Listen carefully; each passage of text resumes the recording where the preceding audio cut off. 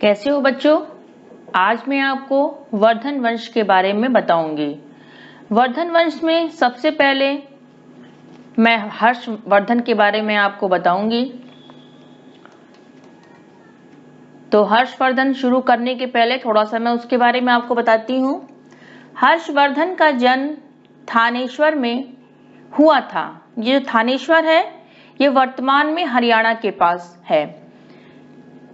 यहाँ प्राचीन हिंदुओं के तीर्थ केंद्र हैं। जहाँ पे इसका जन्म हुआ था वह प्राचीन हिंदुओं का तीर्थ स्थान है। यह स्थान 51 शक्तिपीठों में से एक है। हर्ष के मूल और उत्पत्ति के संदर्भ में एक शिलालेख प्राप्त हुई जो कि गुजरात राज्य के गोंडा जिले में खोजी गई थी।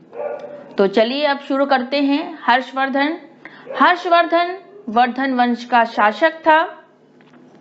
उसका कार्यकाल 606 ईस्वी से 647 ईस्वी तक रहा।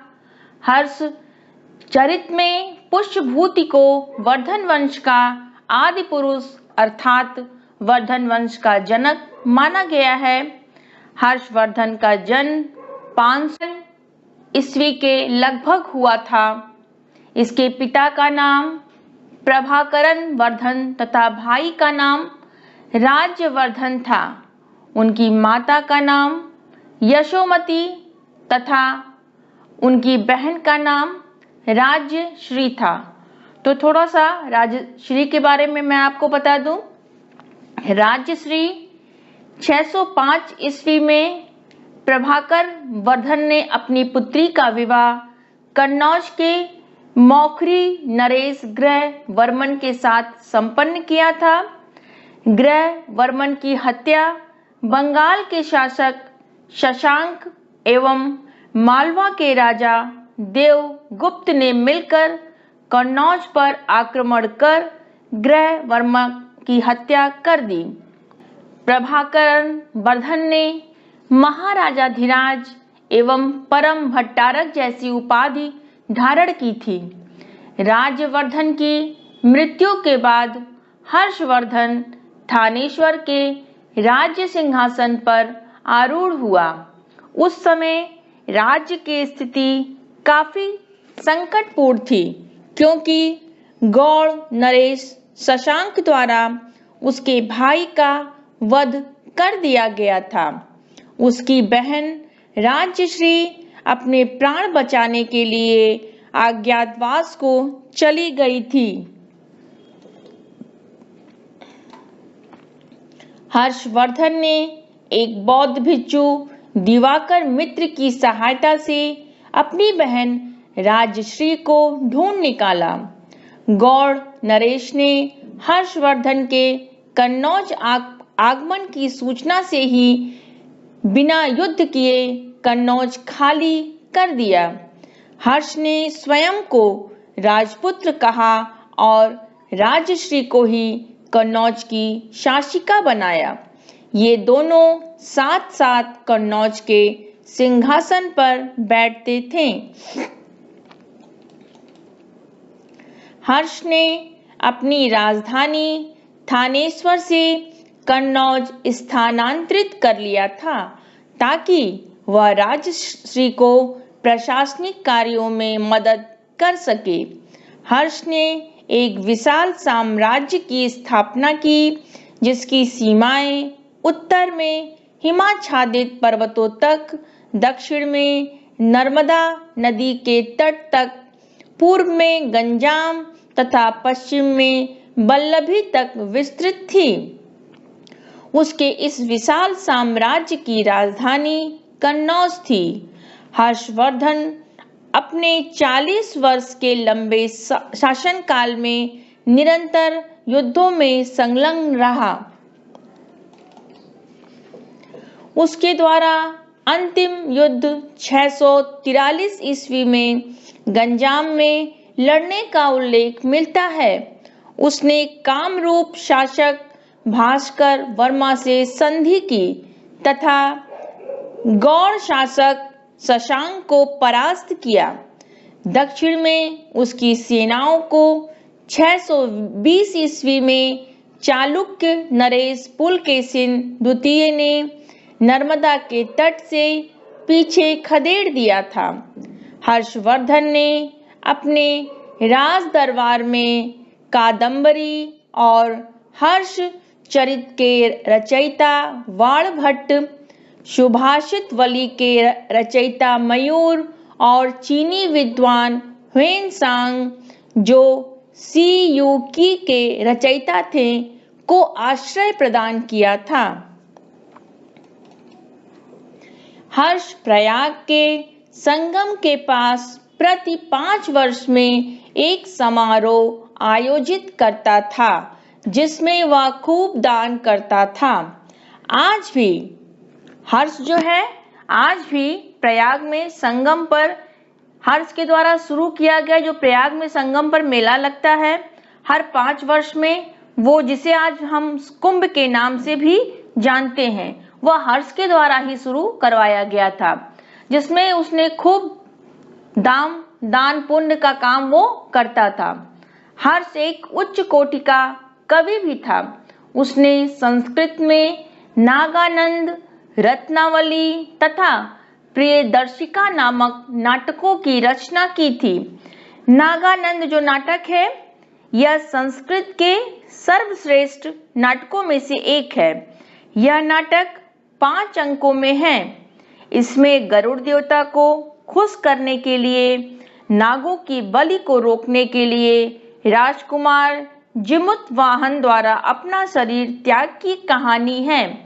और जो दूसरा रत्नावली है, इस नाटक में 4 अंक हैं। यह एक प्रसिद्ध नाटक है जिसमें हर्ष ने एक आदर्श कथानक को भव्य रूप से प्रस्तुत किया है। और हमारा तीसरा प्रियदर्शिका जो है, प्रियदर्शिका 4 अंकों का नाटक है, जिसमें वत्सराज उदयन तथा महाराज दृढ़ वर्मा की कन्या प्रियदर्शिका की प्रणय कथा का नाटकीय चित्रण मिलता है। ये तो रही बात उनके नाटकों की। अब मैं आगे बढ़ते हुए हर्ष की मृत्यु 647 ईस्वी में हुई थी। चूंकि वह निसंतान था, अतः उसकी मृत्यु के साथ पुष्यभूति वंश का अंत हो गया। हर्षवर्धन को एक महान सम्राट क्यों कहते हैं? वह महान सम्राट क्यों था, इसके बारे में आज मैं आपको बताऊंगी। हर्षवर्धन के गुणों के आधार पर उसे महान सम्राट कहा जाता है। उसके गुण इस प्रकार हैं। पहला है महान योद्धा। तो महान योद्धा की जब हम बात करेंगे तो इसमें हमें लिखना है कि महान योद्धा वह क्यों था। महान योद्धा हर्षवर्धन ने बल्लभी के शासक ध्रुवसेन से युद्ध किया और उसे पराजित कर अपनी प्रथम विजय अर्जित की। इस विजय का उल्लेख नौसारी दान पत्र में किया गया है। ध्रुवसेन ने उसकी अधीनता स्वीकार कर संधि कर ली। दूसरा विजय अभियान इसने उत्तर भारत पर किया, जिनमें प्रमुख हैं कश्मीर, सिंधु, नेपाल आदि।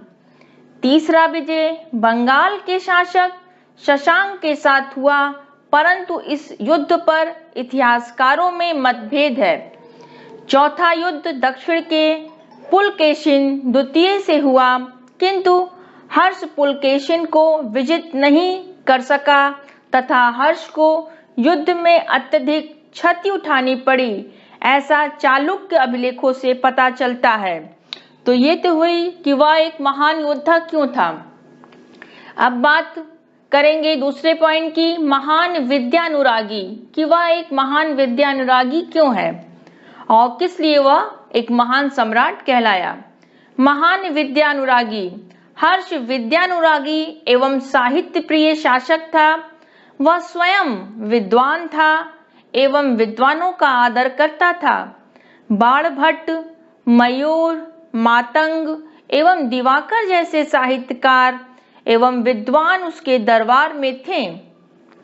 वह स्वयं काव्य रचना में दक्ष था। इसने प्रियदर्शिका, नागानंदा एवं रत्नावली नामक नाटक की रचना की थी। जैसा कि मैंने पहले भी आपको इसके बारे में बता दिया है, इसने शिक्षा के विकास के लिए भी कार्य किया। उसने नालंदा विश्वविद्यालय को आर्थिक सहायता प्रदान की थी।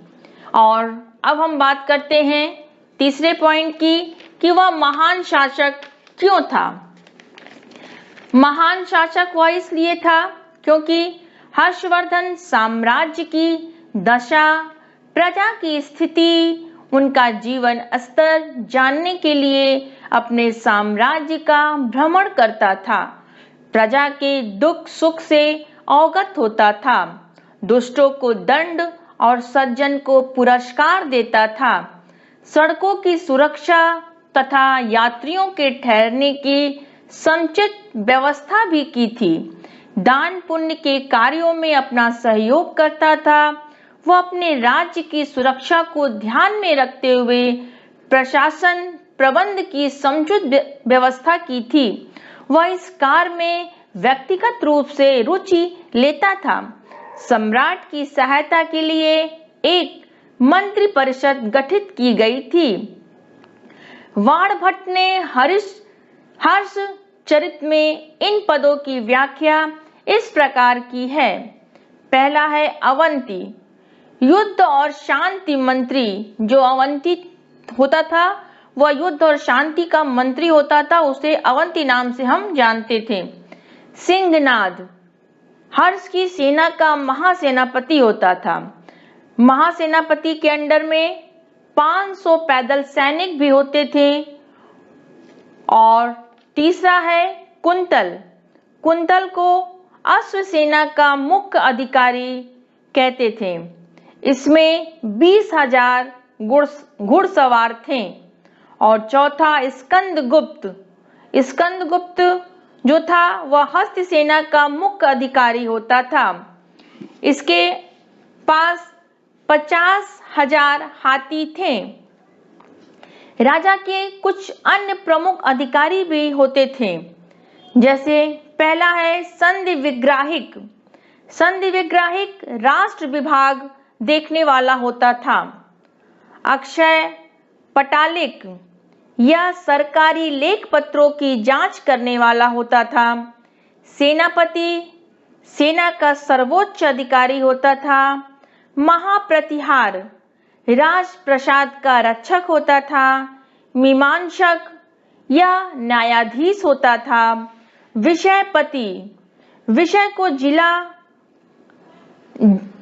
को जिला या जिले को विषय कहते थे। विषय के शासक को विषयपति कहा जाता था। कुमारामात्य यह उच्च प्रशासनिक सेवा में नियुक्त होता था। दीर्घ ध्वज यह राजकीय संदेश वाहक होते थे। सर्वगत यह गुप्तचर विभाग का सदस्य होता था। राजस्व के स्रोत के रूप में 3 प्रकार के करों का विवरण मिलता है। भाग, हिरण्य एवं बलि। भाग या भूमि कर पदार्थ के रूप में लिया जाता था। हिरण्य नगद के रूप में लिया जाने वाला कर था। इस समय भूमि कर कृषि उत्पादन का 1/6 भाग वसूला जाता था। अब तो ये हो गई महान शासक के रूप में। अब हम बात करेंगे कि वह एक महान धार्मिक कैसे था। तो हर्षवर्धन एक महान धार्मिक था। हर्ष एक धार्मिक शासक था। उसने बहुत से बौद्ध स्तूपों का निर्माण करवाया। बौद्ध धर्म के प्रसार के लिए उसने चीनी यात्रियों को सहायता प्रदान की।